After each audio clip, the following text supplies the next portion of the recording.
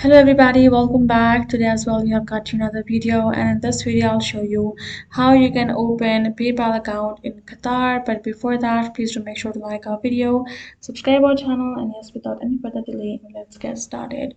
So to do so, what you're going to do is first of all is simply going to go ahead and open up your App Store or Play Store to download the PayPal application, or you can also do it on the website. Go ahead, go to your browser, type in paypal.com, and this is how you will see the interface.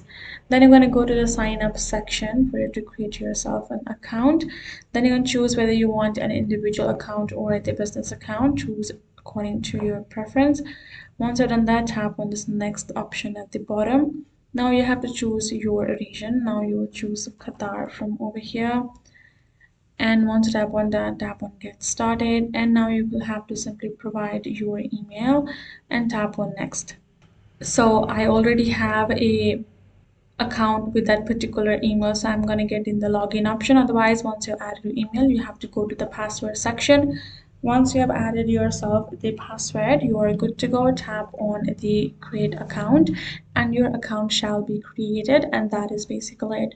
You just have to make sure that your country has the PayPal itself, the PayPal is activated in your region, and that is it. So I hope this video helped.